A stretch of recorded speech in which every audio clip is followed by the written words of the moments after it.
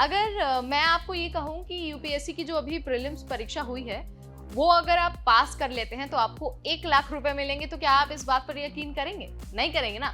But actually ये true है।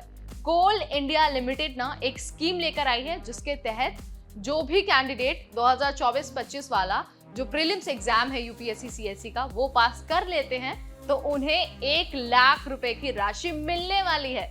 जी हाँ, आपने बिल्कुल ठीक सुना। लेकिन सबसे बड़ा सवाल ये है कि कौन से कैंडिडेट्स को मिलेगा, यानी कि एलिजिबिलिटी क्राइटेरिया क्या है, कौन सी स्कीम के अंतर्गत मिलने वाला है और साथ ही इसकी पूरी डिटेल क्या है। अगर जाननी है ना पूरी डिटेल तो you are at the right place, क्योंकि इस वीडियो में हम आपको सब कुछ बता देंगे और बहुत अच्छे से बताएंगे, आसान भाषा में बताएंगे, ताकि आपके मन में, आपके दिमाग में कोई कंफ्यूजन ना हो। ठीक है, तो चलिए शुरू करते हैं।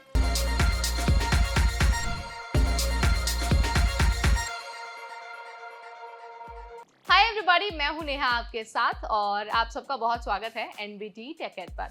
शुरुआत में ही मैंने सारे पत्ते खोल दिए, आपको बता दिया कि यूपीएससी की जो प्रीलिम्स परीक्षा है वो पास करने पर आपको 1 लाख रुपए की राशि मिलेगी। ये बात बिल्कुल सच है और ये जो राशि है ना वो कोल इंडिया लिमिटेड द्वारा आपको दी जाएगी।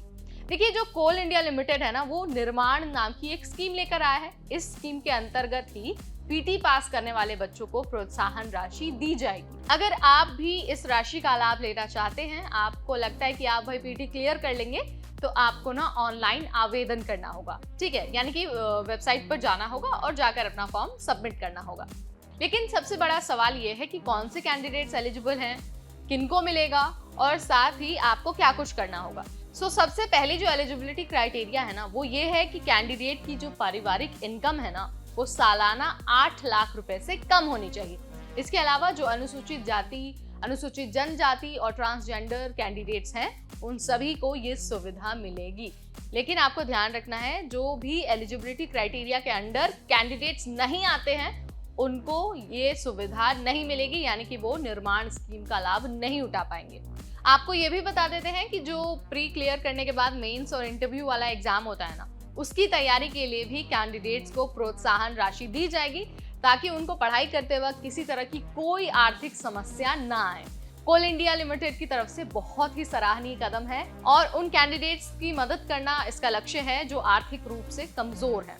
आपको ये भी जानना बहुत जरूरी है कि जो सीएससी की पीटी यानी कि प्रीलिम्स एग्जाम होता है, उसके अलावा जो फॉरेस्ट विभाग का एग्जाम होता है ना उसमें जो कैंडिडेट शामिल होते हैं उनके लिए भी ये सुविधा है। बशर्ते आपको जो योग्यता की डिटेल मैंने आपको बताई ना वो आपको कंप्लीट करना होगा। ऑनलाइन आपको जाना होगा वेबसाइट पर और वहीं पर जाकर आपको अपना एप्लीकेशन फॉर्म सबमिट करना होगा।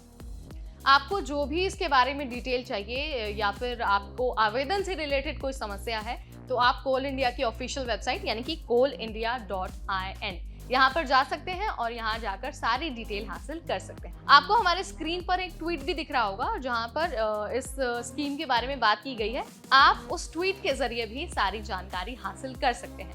मैं आपको एक बार ना समराइज कर देती हूँ क्या क्या जरूरी है। एक तो आपके परिवार की इनकम 8 लाख से कम होनी चाहिए।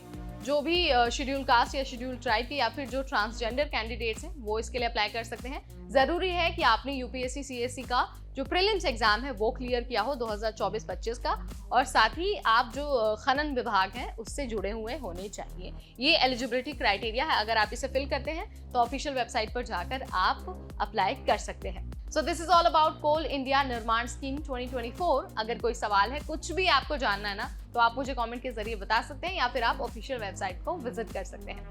फिलहाल इस वीडियो में इतना ही। अगली बार फिर आएंगे नई जानकारी, नई वीडियो, नई अपडेट के साथ। तब तक मुझे यानी नेहा को दीजिए इजाजत। Keep watching NBT tech add.